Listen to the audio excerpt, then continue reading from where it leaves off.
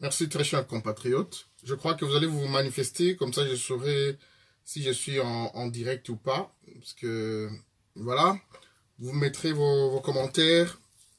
Je vous propose, d'abord je veux vous saluer, bonjour à tous. Ça fait longtemps que je fais un direct et ça fait longtemps que je me suis exprimé personnellement sur ma page Facebook comme sur YouTube. Je vous propose, merci Blaise Massial d'avoir, je crois, avoir commenté ou partagé. Comme ça, je sais que je suis en direct.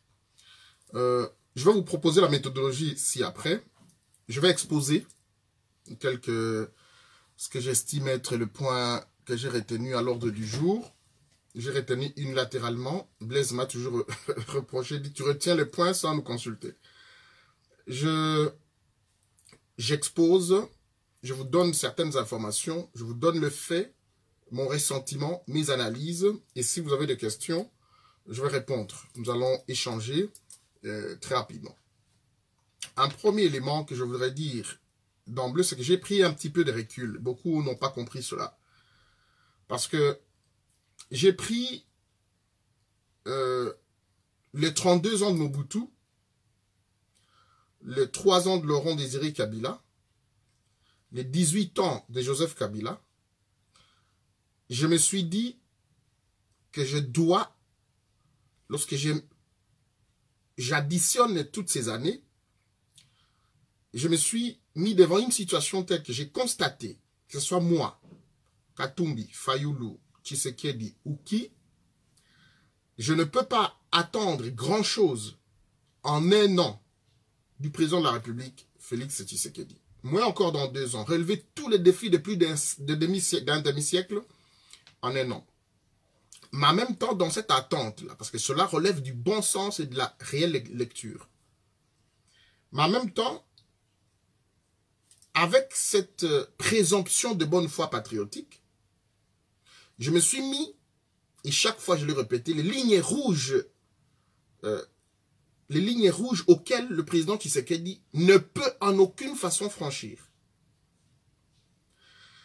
C'est pour cette raison, et je reviens ici pour dire, lorsqu'une maison brûle, on ne vient pas pour poser la question, non, Blaise ou Joël, ok, qu'est-ce que tu as mangé aujourd'hui? Mais notre maison brûle.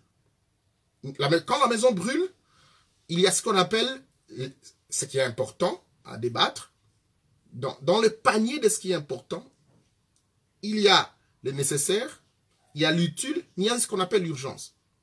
Et dans la question de la RDC, nous n'allons pas débattre aujourd'hui partis politiques. Nous n'allons pas débattre. Ils sont plus de 800 partis politiques agréés dans ce pays-là. Ils n'ont résolu aucun problème. C'est que moi, je débat de la patrie. Parce que si je débat de partis politiques, des coalitions politiques, même si, dans une certaine mesure, ces coalitions sont en train, d'une façon ou d'une autre, d'enchaîner ce pays-là, mais lorsque j'élève le débat au niveau de la patrie, je ne vois plus les coalitions. Je ne vois plus ce que vous pouvez me dire, Timothée, tu as des cheveux gris. Blaise, toi, tu es bien habillé. Non. Pendant que la maison brûle, ces questions-là ne se soulèvent pas. Même quelqu'un qui veut aller au petit, au grand besoin, ne va pas. Parce que la maison brûle. Et quand la maison brûle, tout le monde a l'instinct de survie, de sauver l'édifice qui brûle. C'est ainsi que je suis monté au-dessus des coalitions politiques, des alliances des partis politiques. Pour, au-delà de tout ce que je reproche au président Tshisekedi et à ses attitudes, à sa ligne de conduite qu'il a prise, au-delà de ce que je lui reproche, je considère que nous sommes en face des ennemis et nous avons arraché la capitale.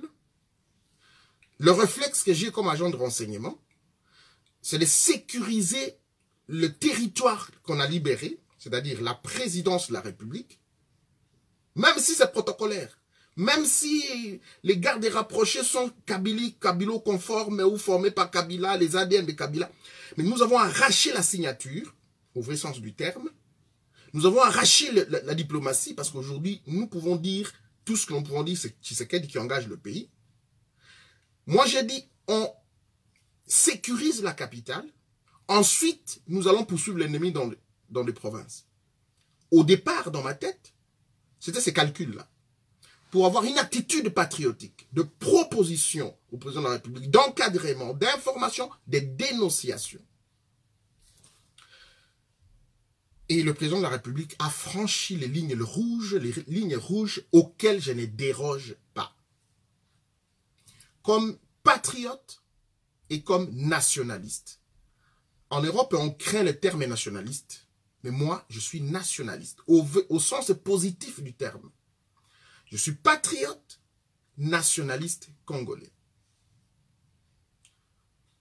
Vous allez me pousser tout de suite à parler du crash de l'avion, mais je vais aussi vous parler de son voyage de Kinshasa, Bruxelles, New York et Rome. Le président de la République a franchi les étapes où je constate la perte du patriotisme, de la présomption même du patriotisme que je lui donnais. Et c'est pour ça que je viens avec cette vidéo. Pas pour annoncer mon retour, ça ne signifie rien, mais pour vous dire que le combat que nous allons aujourd'hui entamer, c'est un combat de survie de notre civilisation comme peuple et comme nation. Je l'ai toujours dit. Les gens me diront, mais à un moment donné, vous avez pris les armes, vous avez tenté de prendre les armes, etc.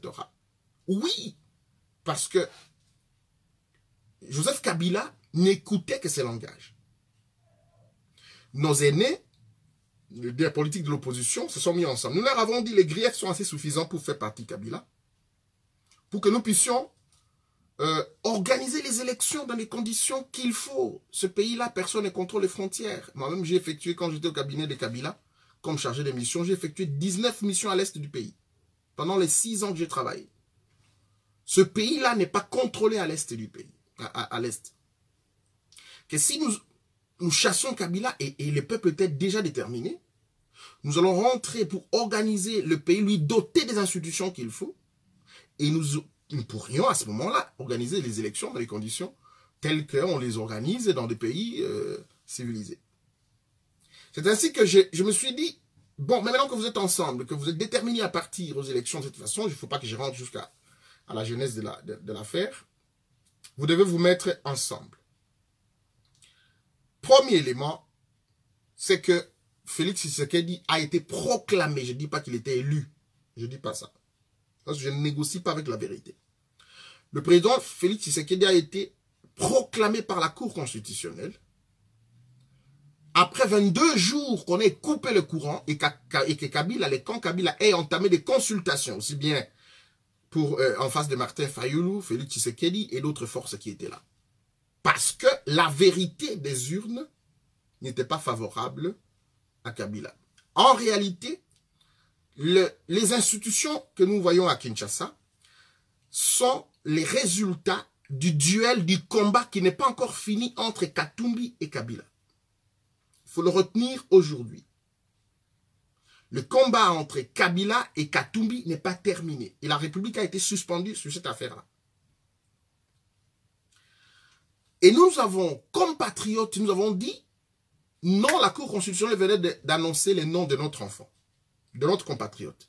Celui avec qui nous avons été à l'Union européenne, à la Cour pénale internationale. Nous avons été partout pour des dossiers lourds, sensibles, des crimes commis en RDC. Il est à la tête de l'État. Peu importe la manière où il est arrivé, mon compatriote a pris la commande d'un bateau où il y a plus de 100 millions de Congolais. Les bateaux pris par les pirates, il a la commande, je ne le combats pas en ce moment-là.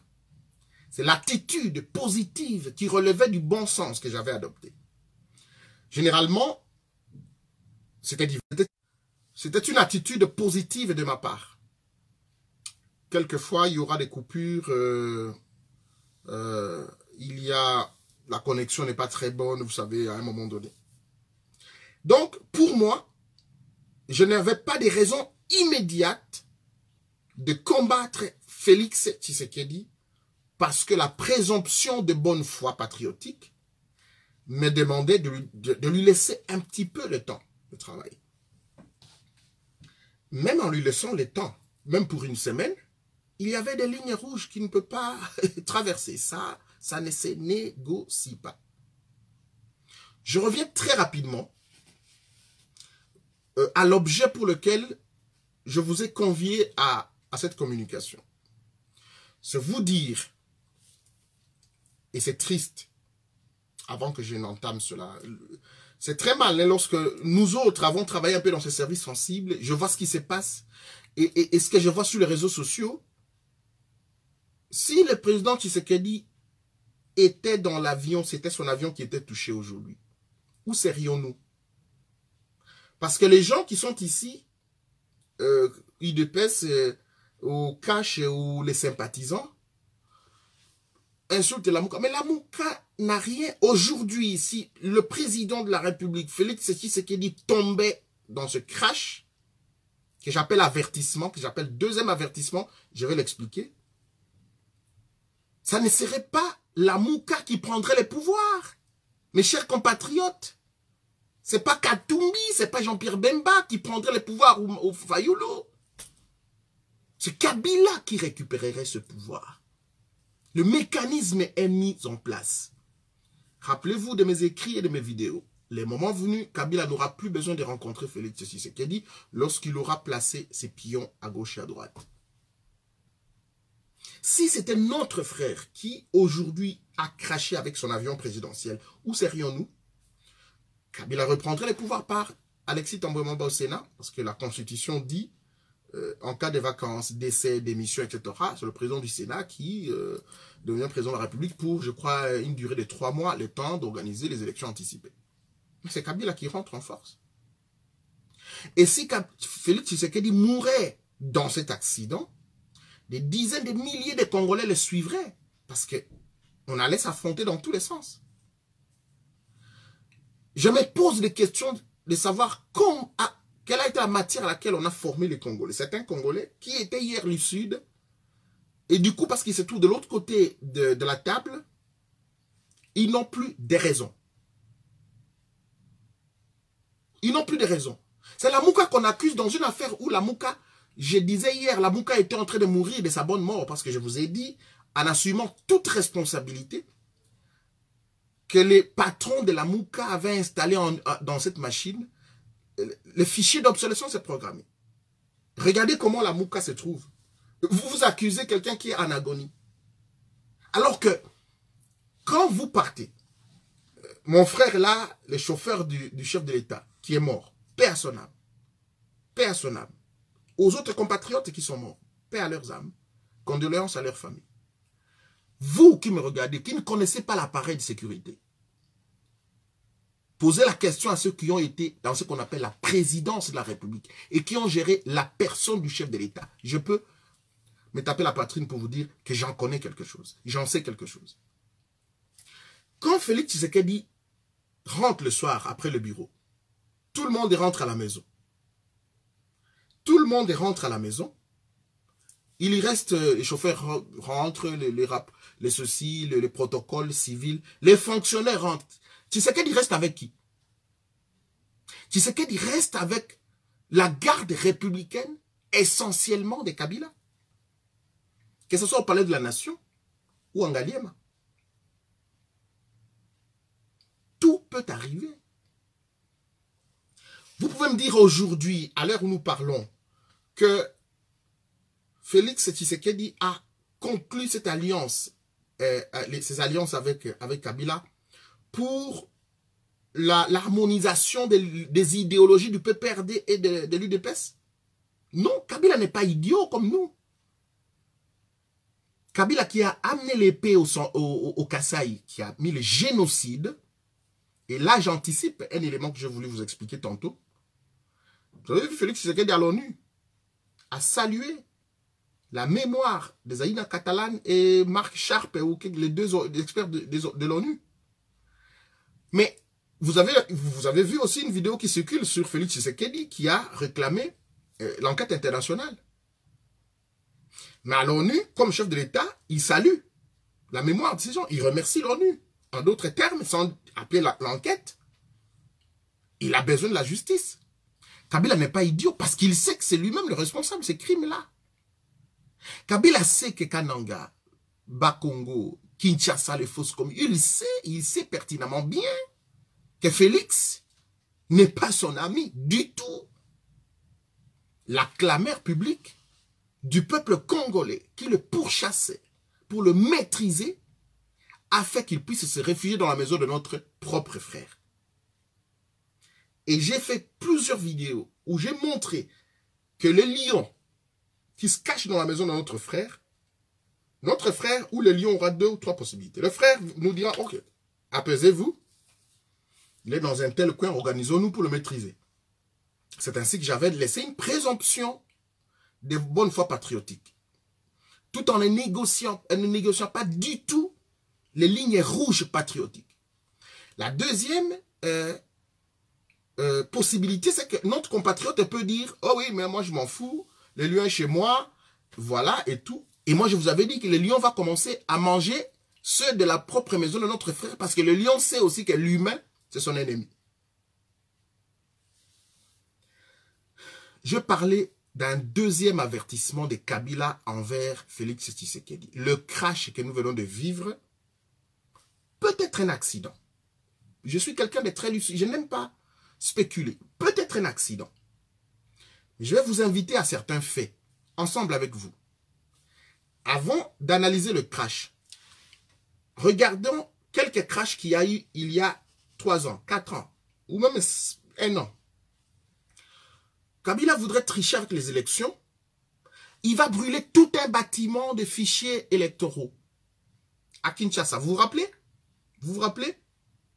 Je vois que ça ne bouge plus. Il faut me faire signe si vous êtes encore là. Il brûle tout à Gombe. Et Gombe, pour ceux qui ont travaillé dans le service de sécurité, c'est le domaine présidentiel. Toute la commune de la Gombe est gardée par la sécurité présidentielle. Donc il ne peut rien se passer à Gombe sans que les services spéciaux ne soient au courant. Premier élément.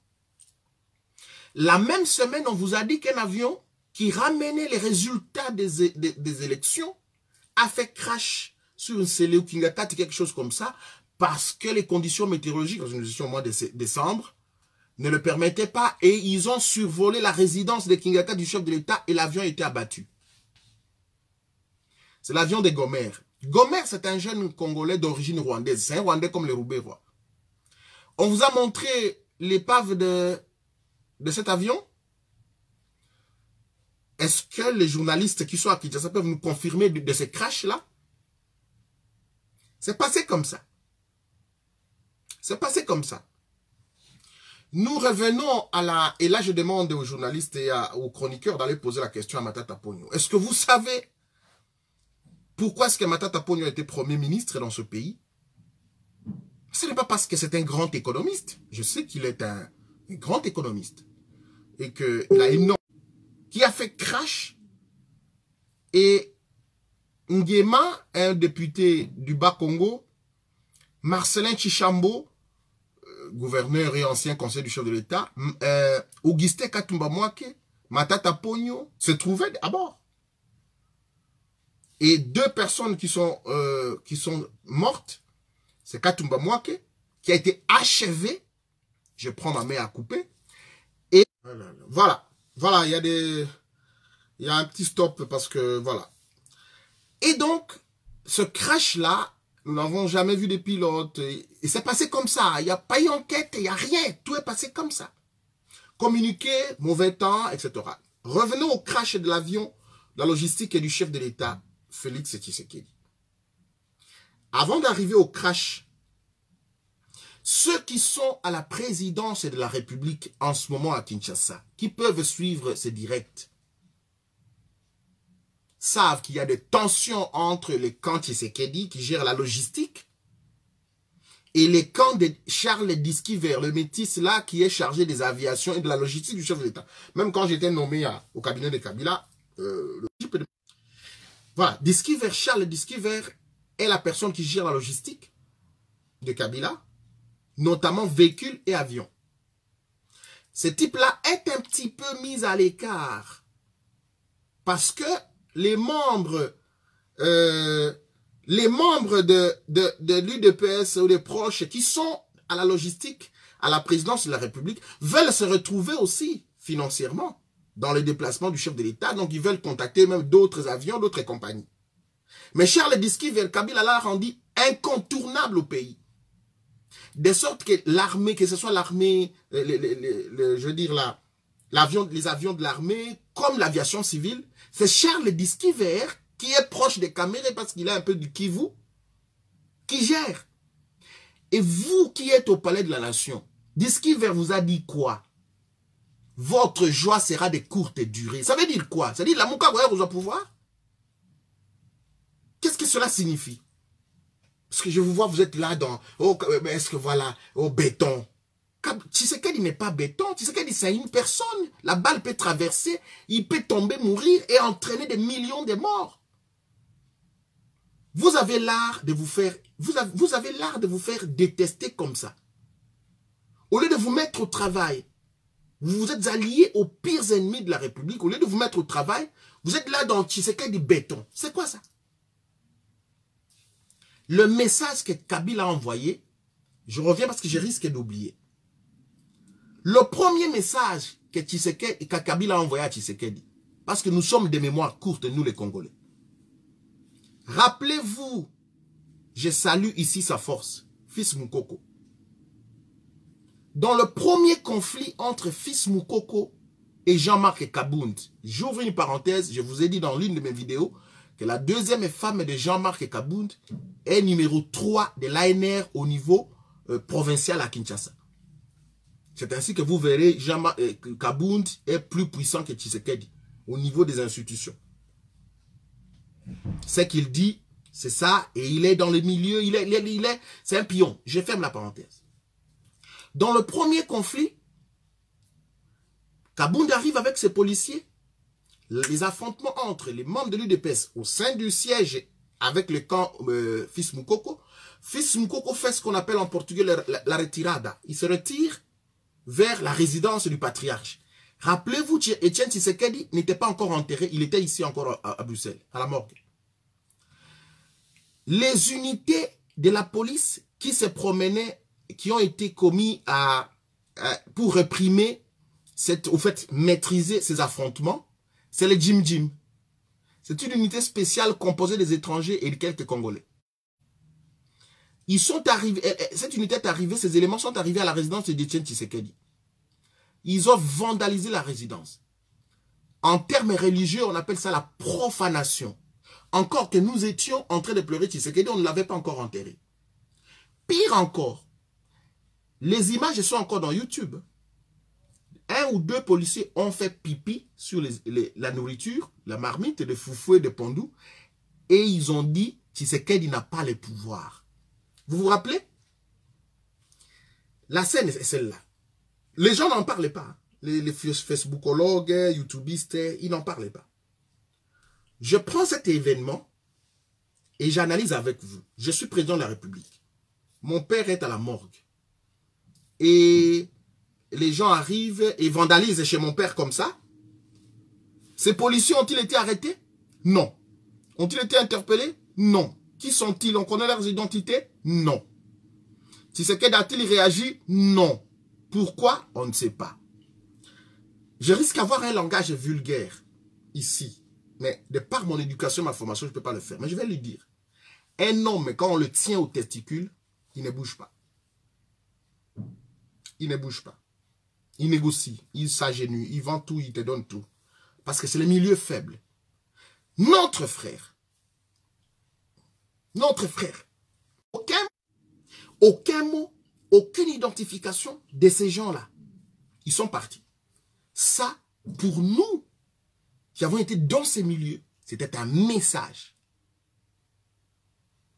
Mais vous me direz, mais pourquoi Kabila aurait agi? Beaucoup de dossiers. La même semaine que Moukoko a eu de problèmes, c'est la semaine que Tshisekedi a commencé à appeler la régie des eaux et une autre société pour commencer à remettre de l'eau gratuitement au camp Kokolo, au camp Tchachi, quelque chose comme ça, et commencer à reconstruire les maisons. Et les militaires ont commencé à dire, ah, notre enfant nous ramène même de l'eau à boire. Les cantines populaires, les écoles rentrent au camp comme à l'époque belge. Même bien que Kabila nous a arraché les armes, nous allons protéger notre frère. Ces nouvelles sont arrivées à Kabila. C'est ainsi que Kabila a envoyé le premier message à Tshisekedi. Parce que vous ne savez pas ce qui se passe au pays. Deuxième message, c'est le crash de cet avion. Parce que ça peut être un crash provoqué par un élément extérieur ou un crash provoqué par le surchargement, sachant que l'avion ferait de crash. Je reviens au fait. Non, l'avion est tombé au Maniema. Communiqué de l'armée, rapidement. Vous vous rappelez d'un communiqué de l'armée? Ça a été relayé même par RFI. Non, l'avion est tombé au Maniema. Probablement la Jeep du chef de l'État est blindée. On a calculé les tonnages et tout ça. Ça a dépassé. L'avion est tombé au Maniema. Ça, c'est l'armée. Tombé au Maniema, deux causes, surchargement et éventuellement le mauvais temps. Analysons. Vous saviez que l'avion, ça c'est l'avion de la logistique du chef de l'État. Pourquoi vous l'avez surchargé? Pourquoi? Alors qu'hier, au Palais de la Nation, vous vous battez, vous vous chamaillez, vous dites, bon, vous ne voulez pas m'impliquer, vous verrez, votre joie sera de courte durée. Et le lendemain, il y a un accident. Je fais la corrélation. Et d'où est-ce que l'armée, essentiellement composée des officiers de Kabila, a tiré ces informations pour lancer le premier communiqué? Parce que l'avion est tombé chez moi. C'est pour que l'avion est tombé chez moi au Sankuru. Donc c'est le même avion qui les 10 ou les 11 voulait tomber au Maniema chez Tambwe Mamba et ça coïncide le jour où la date de Tambwe Mamba a abattu l'avion où est mort mon cousin, mon neveu je vais dire. Et l'avion ne voulait pas tomber au Maniema, l'avion est venu tomber au Sankuru. Pourquoi l'armée s'est précipitée à donner cette information alors que l'avion qui a été affrété, c'est pas l'avion qui relève de l'armée, c'était l'avion civil. Donc, c'était un communiqué de nature à orienter les services d'enquête qui viendraient pour que la thèse accidentelle et de météo soit retenue à la fin des résultats. Mais notez, et ça je vous donne une autre révélation, on s'est attaqué là à la logistique immédiate du chef de l'État. Ce chauffeur qui est mort là, c'est l'intime de Félix Tshisekedi. C'est son homme de tous les jours. D'autres rapprochés, c'est que Tshisekedi aime manger, c'est qu'il va boire. C'est à ça qu'on s'est attaqué. Ce qu'il faut retenir, ça aurait été lui-même à l'intérieur de cet avion. Parce que là, c'est béton. Le béton, c'est Kabila. Le béton armé, c'est Kabila. Fati n'est pas béton. Fati risque d'être bidon, où la balle va entrer comme ça et traverser. J'ai dit à un ami tantôt, il faut arrêter de festoyer. Il faut vous mettre au travail et l'ennemi est dans votre propre maison, il est votre allié. On a envoyé au Katanga, il ne faut pas que je saute les étapes, on a envoyé au Katanga pour mettre la paix au Bakatakatanga. C'est John Numbi qu'on envoie. Le chef de l'État a envoyé le général John Numbi mettre la paix au Katanga. Mais Kabila donne des moyens à John Numbi. John Numbi entretient Gédéo Kyungu. Il fait des troubles. Et le budget de l'État pour la défense, c'est frite à ces fausses opérations. C'est Kabila qui demande à Numbi d'aller contacter Gédéon, de le faire sortir. On va prendre une partie des miliciens de Kyungu, Gédéon, pour les envoyer au Kasaï. On prend une partie des Rwandais au sein du M23, on les met dans ces groupes pour tuer au Kasaï et à Yumbi. Et nous ici, on dit non, on déteste les Balouba dans les Bandung. Pour votre information, je n'encourage pas du tout s'il y a eu un cas où un frère du Kasaï, je suis aussi du Kasaï, est tombé parce qu'il y a eu des affrontements post-électoraux. Ça a toujours été le cas. Même chez moi au Sancourt, c'est une dizaine de morts. La justice doit être faite. Mais pour votre information, au Congo, il n'y a pas un peuple qui voyage comme les Luba. Parce que ce sont nos hommes d'affaires. Et au Bandundu, il n'y a pas quelqu'un qui peut acheter des maïs et cash comme un Moulouba. Ils sont chez eux. Et c'est des siècles comme ça. Je veux dire, des siècles, j'exagère. Mais c'est des années.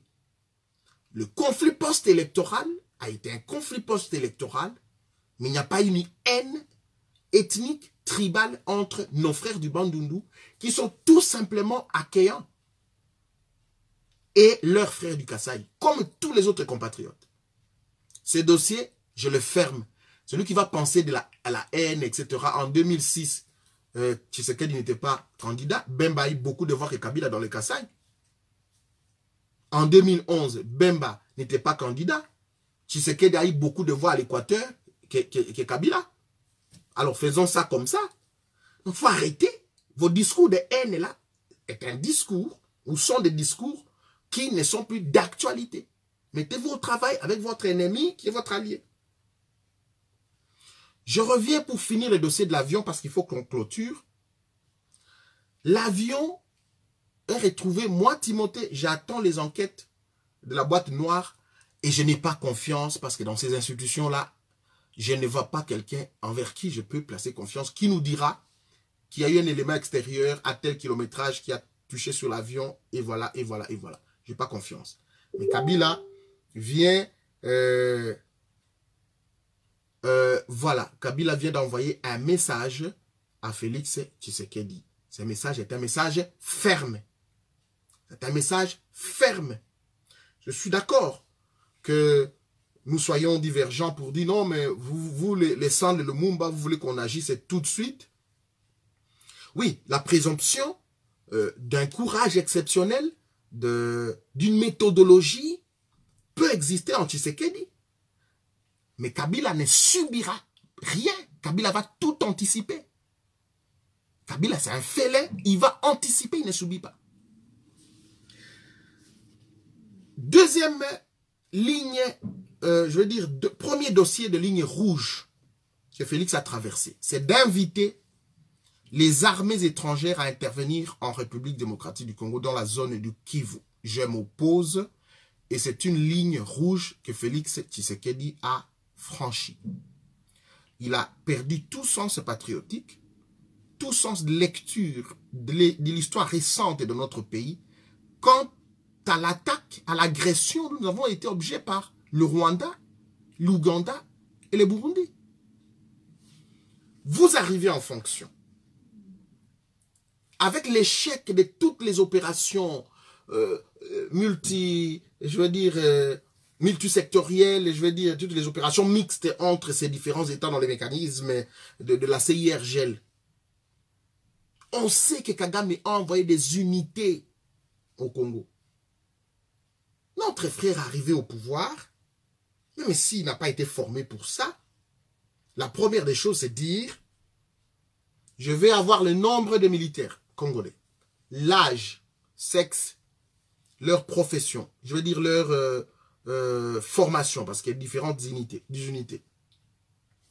Ok, je donne les moyens au FARDC, tous les militaires de l'Est, et nous avons envoyé les notes au président Félix Tshisekedi. Il les a reçues, il a lu. Moi j'ai des réseaux. Il a lu. Relevé tout policier de l'Est du pays qui parle Swahili, qui est originaire de là. Ramassez, mettez même 20 avions étrangers qui les ramassent, qui les ramènent à prenez les Baluba, les Batetela, les Bangala, les Bakongo, mettez-les là-bas. Ils vont ramasser. Ils vont ramasser ces gens-là parce que au sein de FARDC se trouvent ces ADF-là. Les FDLR sont en train de massacrer nos compatriotes. Les Ngomino, la milice, parce que je suis parmi les gens qui vous disent des choses de façon anticipée. Il y a plus de 6 mois, je vous avais dit que les armées ont quitté l'Europe de l'Est pour Minembwe. Je vous avais dit que les armées ont quitté Kingakati pour Minembwe. Mais la guerre est arrivée à Minembwe. Il n'y a plus personne qui est rentré vers moi pour me poser la question. Comment tu as pu avoir ces informations et quelle sera la suite? Parce que la suite, c'est quoi? Kagame planifie le massacre de ses propres frères Tutsis au Congo. Pour dire, non, chien, mais vous voyez... Parce que Honoré Ngwanda parlait, il a remonté la population congolaise avec Bokecho, tout power, c'est comme ça qu'on nous tue. Et donc, nous voulons notre territoire. Et notre frère tombe dans le piège prend on le prend au piège, il signe l'entrée du Rwanda officiellement sur le sol congolais pour combattre qui? Pour combattre les Maïmaï. C'est pour combattre nos compatriotes qui se défendent sur leur terre, qui deviennent plus de 4 millions de déplacés. Donc le Rwanda va entrer aux côtés d'Ngomino pour chasser davantage les Mouchi, les Bashi, les Bandande de leur propre sol. Pour commencer à créer un territoire homogène. Parce que ces militaires rwandais, quand ils vont venir avec femmes et enfants. Parce que Kagame parle toujours des réfugiés congolais qui sont au Rwanda. Le Burundi est en conflit ouvert avec le Rwanda. L'Ouganda est en conflit ouvert, bien que ce sont toujours les mêmes ethnies. Ils sont en conflit ouvert. Donc, Félix signe un document qui fait rentrer ces armées dans notre pays, mais ces armées vont s'affronter sur nos populations. Sur nos populations. Parce qu'en réalité, les unités de l'armée rwandaise sont déployées jusque dans la frontière avec l'Ouganda. Parce que Kagame voudrait bloquer toute intervention de l'Ouganda vers la RDC. Parce qu'il voudrait prendre, lui, les territoires. Entre-temps, au Burundi voisin, les violents ne s'accordent pas. Donc le président Tshisekedi aurait dû d'abord et avant tout, s'il avait le vrai pouvoir, procéder à la nomination d'autres personnes à la tête de l'État. Il est parlé du colonel docteur Daniel Ousadissou, qui est son proche à lui, Félix Tshisekedi. Ça a été un conseiller du chef de l'État, je veux dire du président Tshisekedi, père. Un commando formé de l'école royale militaire belge, médecin, cardiologue et urgentiste. Il est ici, je l'ai rencontré la semaine dernière. Il était à Kinshasa, il a vu Tshisekedi, il est rentré. Ce n'est pas des secrets d'État ici. Pourquoi on ne le nomme pas comme chef d'État-major général? Victor Lula, instructeur congolais dans l'armée royale du Canada. Pourquoi on ne prend pas ces gens-là? Sur place à Kinshasa, je ne parle plus de Jean-Jacques Ewondo, vous direz, bon, voilà, voilà. Mais c'est encore un instructeur de l'école royale militaire ici. À Kinshasa, nous avons des militaires qualifiés. Jean-Pierre Bemba connaît beaucoup de militaires qualifiés. Pourquoi on ne le prend pas? On enlève un peu les... On destitue un petit peu. Mais prenez le général Olenga. Il est Kabilo conforme, mais il a frappé, il est nationaliste. Il a frappé le M23. Il est entré, il a remplacé le général Mbangu par un général Tuti de Hema, proche à Rouberoa qui a été dans les chez Lubanga, etc. On lui propose les mêmes choses, les mêmes recettes de Kabila, et Tshisekedi ne comprend rien. Il croit avoir fait quelque chose de bon, mais il est en train de corrompre, comme on dit, comme disait Kofi. C'est une ligne rouge. Dans la mobilisation de l'ensemble de nos compatriotes, je reviendrai immédiatement avec plusieurs vidéos, avec des choses plus profondes que je vais mettre sur la place publique, pour nous opposer contre l'intervention des armées étrangères sur notre sol. Personne ne va contrôler leur comportement, personne ne va contrôler leur effectif, et personne ne sait contrôler leur retrait. Mais ils sont entrés, et ces unités peuvent devenir la population, en tout moment. Donc le débat, il est grand, mais c'est un débat hautement patriotique.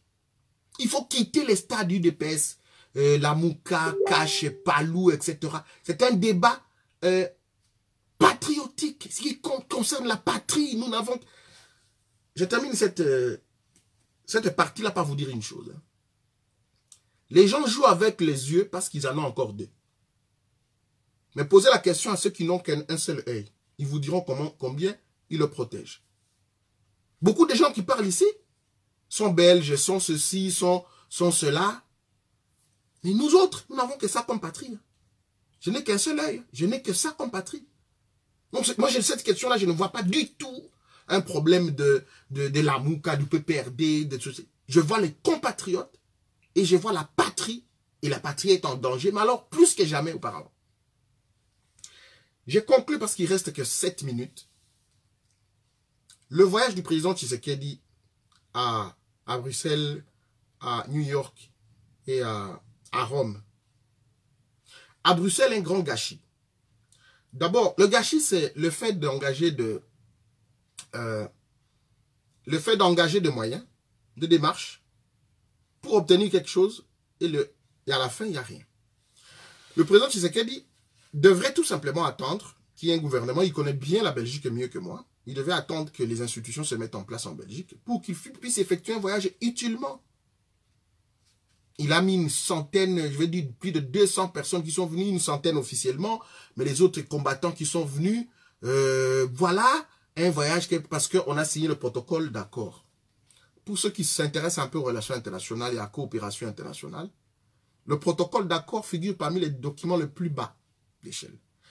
Il n'a aucun effet synalagmatique. Il n'y a pas effet contrainte de part et d'autre. Il n'a aucune valeur juridique. En dehors de la valeur politique et communicationnelle. Mais ce n'est pas ça le problème. Parce que c'est chez lui en Belgique. C'est quelqu'un qui a grandi ici. Mais ce qui est pire, le président de la République voyage avec Rwandair.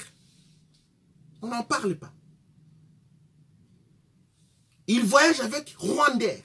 Mes chers compatriotes de l'UDPS, mes chers compatriotes de l'UDPS, et vous tous du Kasaï chez moi. Nous disons c'est notre pouvoir. Paul Kagame peut voyager avec les lignes aériennes congolaises. Benjamin Netanyahu d'Israël peut voyager avec l'avion des Palestiniens. Emmanuel Macron, premier voyage, il va prendre l'avion des Français, je veux dire des Allemands. Félix Tshisekedi veut nous faire consommer le Rwanda comme ça. Hier, c'est sa femme qui est présumée être du Kivu, là où il y a plus d'orphelins au monde, plus qu'en Syrie, en Bagdad, en Irak. Elle va aller au Rwanda chercher 200 orphelins au Rwanda pour qu'on puisse les encadrer aux frais du Congo. Alors que chez son mari, dans les Kasaï, nous avons plus de 850 orphelins, dont 500 000, 850 000 orphelins qui meurent de faim, dont 500 000 sans parents, par la guerre provoquée par Kabila. Nyakeru ne pouvait pas prendre des enfants chez son mari, ou dans son Kivu, elle est allée prendre au Rwanda. Bon, quelqu'un me disait Nyakeru, c'est le nom d'une rivière au Rwanda. Je ne vais pas parler de ça. Mais les gens nous aident à comprendre qui ils sont. Nous pouvons être insultés par le fils d'Étienne Tshisekedi comme ça. De voyager avec l'avion des pires ennemis. On dira, ouais, vous êtes conservateur. Non. La France, la Belgique, même Israël, pour renouer des relations avec l'Allemagne, il y a eu ce qu'on appelle vérité. Qui a fait quoi et combien, comment? Justice, c'est-à-dire il y en a qui ont répondu leurs crimes et réconciliation après. Félix a quel droit, légitimité de nous amener à la réconciliation sans vérité, sans justice? Parce qu'il s'appelle Tshisekedi. Ça ne passe pas. Ça ne passe pas. Et ça ne passera pas. Ça ne passera pas. Moi, j'ai laissé mon frère travailler. Mais je me suis rendu compte que pendant que vous savez, je vais vous dire, je vais vous raconter une histoire. Une jeune fille et son papa lui disaient, oh non, mais les garçons qui sortent avec toi là, c'est un idiot, lui, il va t'engrosser, il va te laisser, permettez l'expression. Et lui, la fille, idiote, est allée raconter ce que son père dit. Non, tu sais, mon père t'insulte chaque fois que tu es idiot. Nous pensons que Félix Tshisekedi est un otage. Peut-être que tout ce que nous le conseillons, il va aller dire à Kabila. Un otage heureux d'être arrivé là où il est, président de la République. Qu'il puisse lui se promener dans l'avion de Kagame. Mes frères de l'UDPS, vous tous qui me regardez dans cette vidéo, vous allez tout justifier. L'avion présidentiel, c'est quoi? Des lits, des toilettes, ceci. Bon, on peut dire que l'avion moins cher, il pouvait demander le jet de Papa Sassou Nguesso. Il pouvait demander l'avion de Lorenzo. Il pouvait monter même dans SN Bruxelles, il vient. Et vous savez, dans les lits, dans les toilettes, qui a installé, est-ce que Tshisekedi sait qui a installé les caméras là-bas?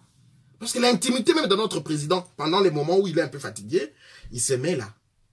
dans l'avion. Ça se passe comme ça. J'ai voyagé 2 fois avec Kabila. J'ai vu pendant le moment où il va, il sort de là et il vient vers nous, voilà, en tenue un petit peu négligée. Vous voyez qu'il vient d'un petit sommet, il vient de se débarbouiller, etc. C'est normal. Il vient en séance de travail, autour d'une table. Tu sais qu'elle dit passe des moments d'intimité dans les toilettes, dans l'avion. Les caméras cachées, qui les a installées? Dans l'avion des Rwandais. Vous, de l'UDPS, vous allez tout expliquer ça, que c'est normal? Que c'est normal tout ça? Et ce que j'ai découvert, c'est quoi? Jean-Marc Kabundi a 2 millions de dollars dans Rwandair. Quelqu'un va m'envoyer les documents d'ici là. Il est associé, tu sais qu'elle dit compris. Je n'ai pas de documents. C'est pour ça que je mets au conditionnel. Jean-Marc Kabundi aurait 2 millions. Donc, c'est pour eux que l'avion de leur action, ils sont actionnaires là-bas. Mais ça, c'est la haute trahison.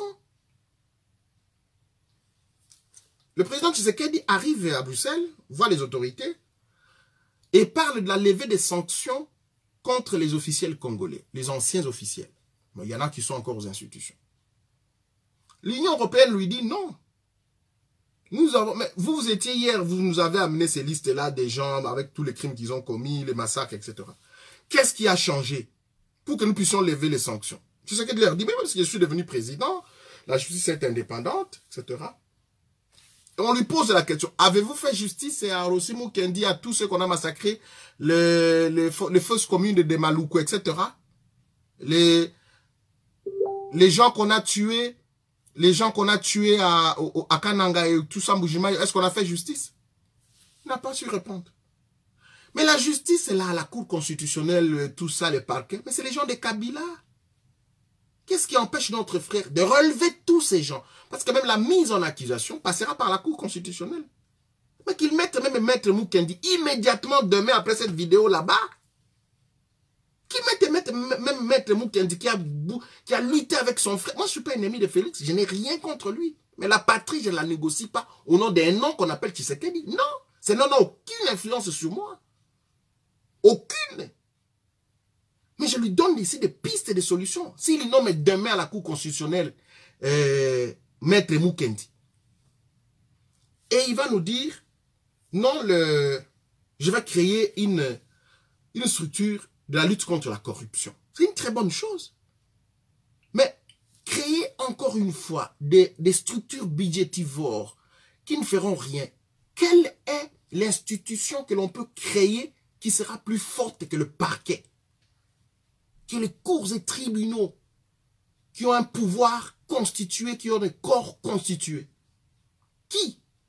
Quelle institution qui pourra dépasser ces institutions en termes de crédibilité? Parce que leur budget, leur fonctionnement est budgétisé même par l'autorité parlementaire, l'autorité budgétaire. Il suffit de prendre des gens crédibles, les professeurs Mbata, et on les met là-bas au lendemain. Tu sais qu'elle dit, Etienne Tshisekedi nommé Premier ministre. À la seconde, il dit que celui qui a la voiture de la République du Zaïre ou qui a pris de l'argent aille remettre de lui-même. Vous êtes là avec moi, nous sommes à Kinshasa. Le palais du peuple était plein de voitures. C'est l'enfant d'Etienne Tshisekedi. Tshisekedi n'est même pas encore pourri. Donc ça tombe.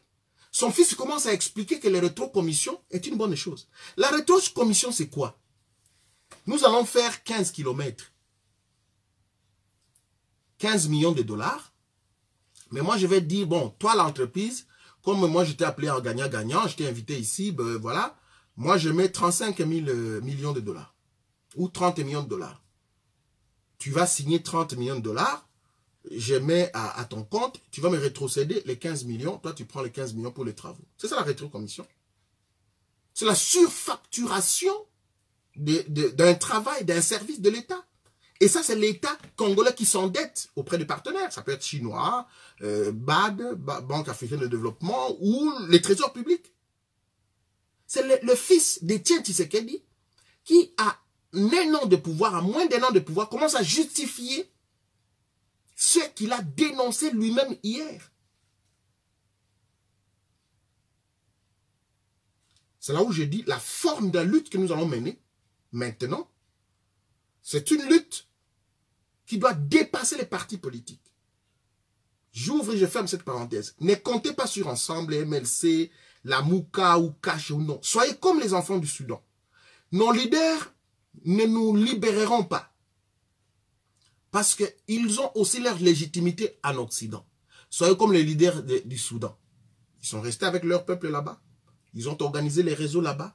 Ils n'ont jamais été à l'Occident pour aller chercher. Fayoulou termine là. Vous avez gagné les élections. Je vais chercher la vérité des urnes à la Cour constitutionnelle. Papa. Non, non, je vais à Addis Abeba. Après, c'est Bruxelles, c'est Paris. Non, reste avec ton peuple. Bats-toi là-bas. Le peuple se libère. Blaise Massiala, merci. C'est le mot que j'avais besoin. Le peuple se libère. Quand vous voyez ces dirigeants-là, de quoi est-ce qu'ils viennent ici chercher quoi ici? Leur légitimité. Et quand un ambassadeur lui dit non, il ne faut pas avoir cette attitude-là parce qu'il faut faire ça autrement, les choses ne sont plus ici au niveau de l'ONU, les choses sont avancées. Non, c'est les mêmes qui sont avec Tshisekedi et Kabila. C'est les mêmes. C'est la coopération qui reprend, militaire, économique, etc. Mais la coopération qui va reprendre entre la Belgique et le Congo, ça sera autour de nos Mbala, de nos Kwanga, parce que la Belgique a saboté nos produits agricoles. Ils vont acheter des ananas loin là-bas. Mais ils vont venir sur le minerai. Moi, j'aimerais bien que la coopération aille au-delà. Cette émission est trop vaste. Hein? Les notions et les éléments sont trop vastes. Mais j'ai aimé la partie où Tshisekedi restait humain pour dire si Martin Fayoulou veut me rencontrer, je vais le rencontrer, on va échanger. Ça, c'est positif. C'est positif et il faut encourager cela.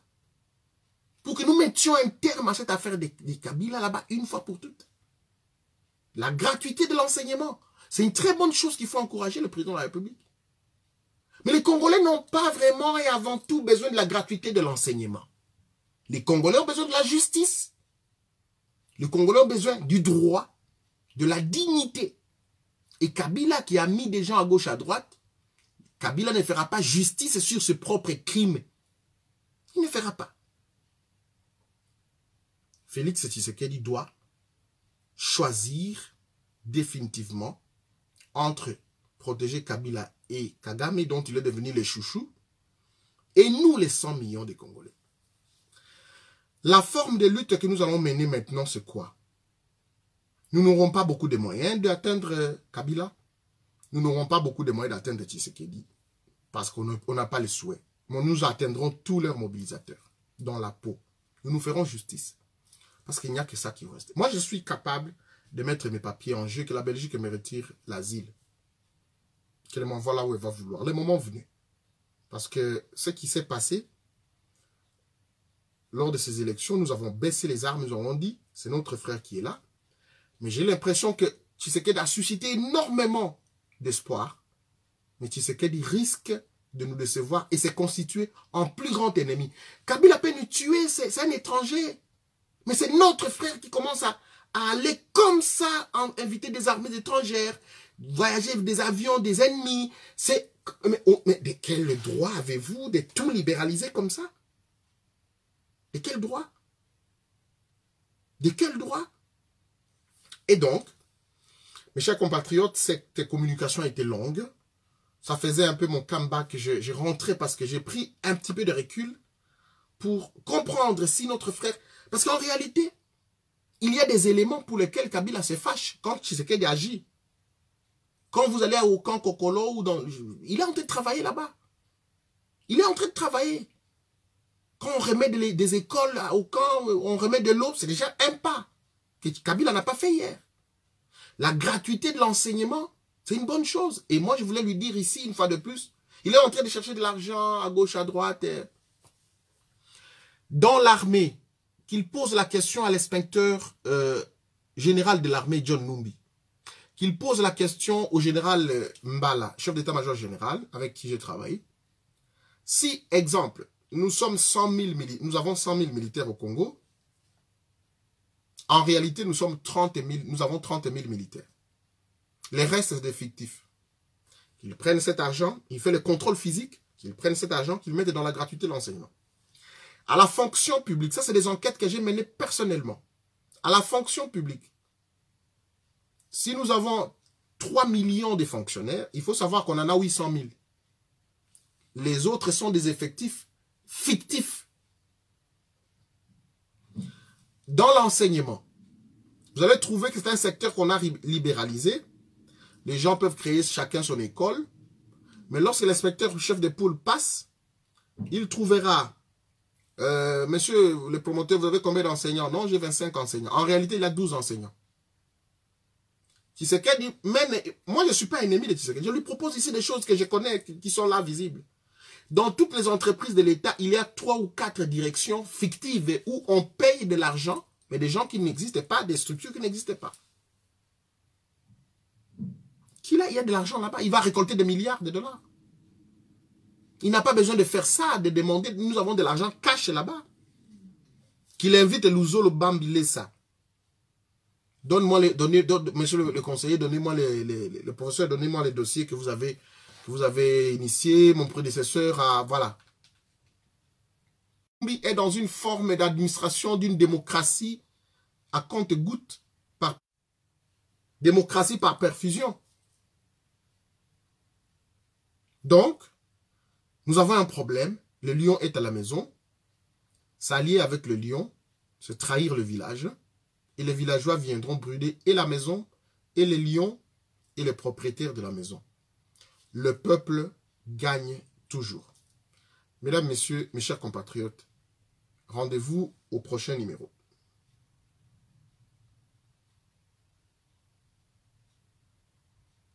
Nous allons nous revoir très bientôt.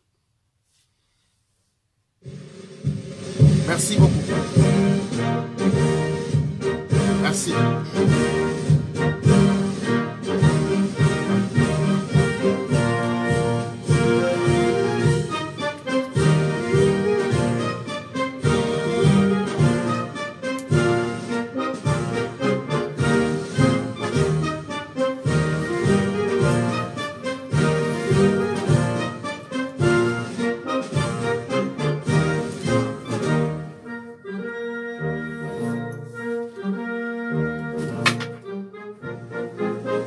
Merci.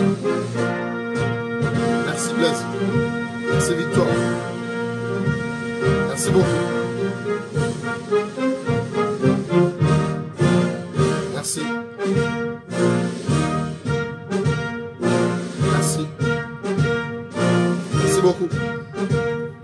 Miss Kalema, merci.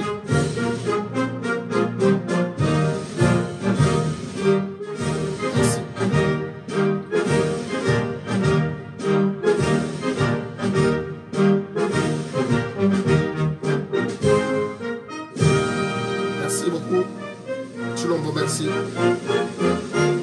Esther, merci. Kamana, merci. Alpha Kutulwamba, merci. Jean-Jacques Lumumba, National, merci. Kalani, merci infiniment. Merci à vous. Merci. Rendez-vous au prochain numéro. Merci beaucoup.